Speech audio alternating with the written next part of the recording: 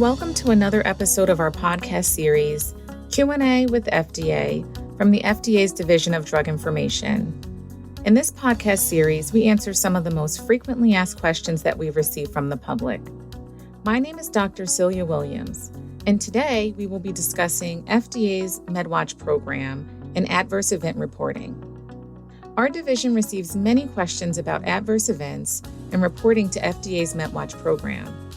In the past year alone, we have guided over 11,000 healthcare professionals and consumers through the process of how to report adverse events to FDA and answered their inquiries about adverse events.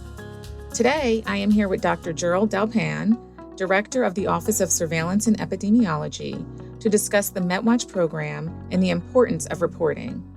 Hi, Dr. Dalpan. Thank you for joining us today. My pleasure. I'm glad to be here. Dr. Dalpan, as you know, our Division of Drug Information receives calls and emails from thousands of people each year wanting to report adverse events to FDA, and we in turn provide guidance on how to report to FDA through the MedWatch program. And thank you for that service. I can't stress enough the importance of reporting through MedWatch. These reports, along with other data we review, can help to identify important safety concerns. An adverse event can be thought of as any undesirable experience associated with the use of a medical product, and for drug products can vary from minor problems like a runny nose to life-threatening events such as heart attack or liver damage.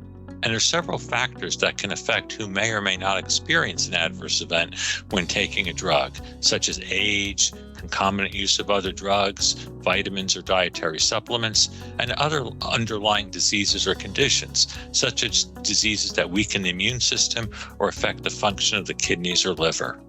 Can you elaborate on what types of adverse events should be reported to FDA? Well, we're particularly interested in serious adverse events that are not listed in the product labeling. Serious here means fatalities, hospitalizations, and medically significant events. For example, if you suspect that a death was the result of an adverse event, this should be reported through MedWatch. Or if the adverse event is life-threatening and if the patient was at substantial risk of dying at the time of the adverse event, or if admission to the hospital or prolonged hospitalization was the result of an adverse event, these should be reported. Other situations in which the adverse event should be reported through MedWatch include if the adverse event resulted in disability or permanent damage, which might impact a person's physical activities or their quality of life, or if you suspect that exposure to a medical product during pregnancy may have resulted in an adverse outcome in the child, or if you believe that medical or surgical intervention was necessary to prevent permanent impairment or damage. And MedWatch isn't just for adverse events. It can also be used to report product problems to FDA. That's correct. For instance, when there's a concern about the quality, authenticity, performance, or safety of any medication. Problems with product quality may occur during manufacturing, shipping, or storage, and may include suspect counterfeit products, product contamination, defective components, poor packaging or product mix-ups, questionable stability, or labeling concerns. Consumers sometimes seek to send us samples of their medication along with their report. We don't want consumers to send us their medication, but if we do need a sample or additional information, we will reach out to the consumer. Photos are always helpful and can be attached to the MedWatch report. For those not familiar with reporting, there are three types of MedWatch forms. Form 3500 should be used by healthcare professionals, and Form 3500B should be used by patients and consumers. Reporting by healthcare professionals, patients, and consumers is voluntary. Form 3500A is designed for industry, which has mandatory adverse event reporting requirements. FDA has really made it quite easy to report to MedWatch. Online reporting is the quickest and most direct route. When submitting online, there is also an option to save an incomplete report that has been started and provide an email address to receive instructions on how to complete and submit the report within 3 days. It's also important to note that reporting through MedWatch is confidential and secure. Yes, we're always working to improve the process. In fact, we recently made some changes to the reporting forms. For example, I mentioned photos. We now allow images to be attached to the report, which is very helpful for FDA staff assessing the reports. In addition, the gender field was recently revised to align more with the Centers for Disease Control and Prevention's terminology, and the product problem field was also revised to clarify reporting instructions pertaining to adverse events with tobacco products. The consumer-friendly form is also now available in both English and Spanish. Dr. Dalpan, can you share with our listeners what happens to these reports once they are received by FDA? Sure. When the FDA receives a MedWatch report, it is entered into a database so that it is available for review and comparison to other reports. Then, an FDA safety evaluator, often a pharmacist, doctor, or nurse, reviews the report and examines the database for similar reports. The FDA monitors the data for trends and, if appropriate, examines other data and conducts additional analyses. The FDA takes necessary action to protect public health, such as adding new information about a drug's safety to the drug's label. In order to keep safe and effective medical products available on the market, we rely on voluntary reporting of these events. I also think it's important to mention FDA's Adverse Event Reporting System, or FAERS database, which contains adverse event reports, medication error reports, and product quality complaints resulting in adverse events that have been submitted to FDA. Great point. FAERS is a database that contains over 25 million adverse event reports. Through a variety of techniques, FDA staff use this database to monitor the safety of medicines. If FDA does identify a potential safety concern in FAERS, further evaluation is performed, which might include conducting studies using other large databases, such as those available in the Sentinel system, which is a national electronic system for medical product safety surveillance, primarily containing electronic healthcare and administrative claims data. More to come on this in a future podcast. Or FDA may take regulatory actions, such as updating a product's labeling information, restricting the use of the drug, communicating new safety information to the public, or, in rare cases, removing a product from the market.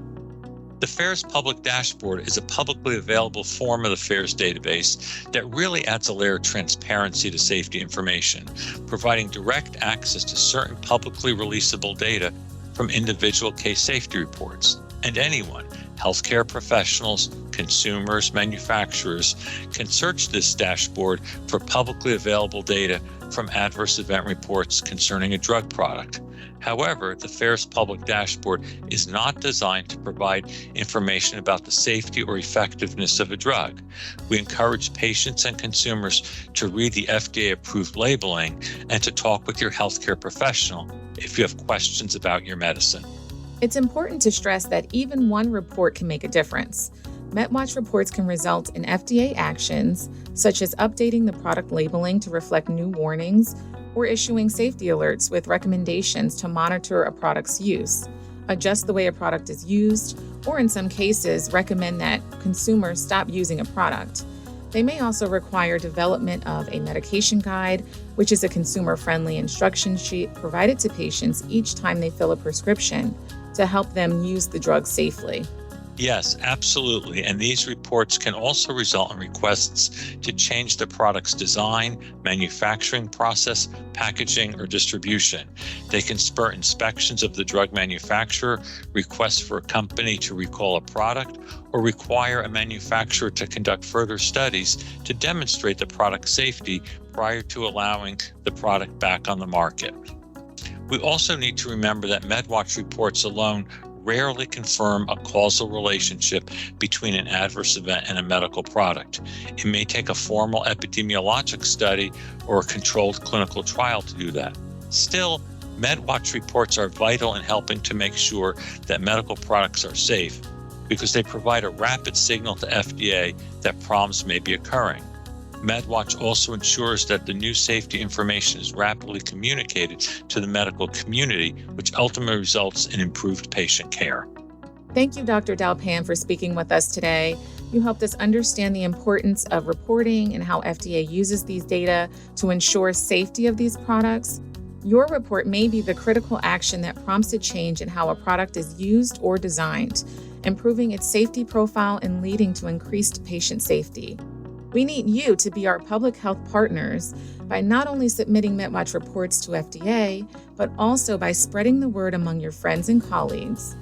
We encourage everyone to check out our MedWatch webpage at fda.gov/MedWatch, where you can find the forms and additional resources such as MedWatch Learn, which provides training on how to complete the forms.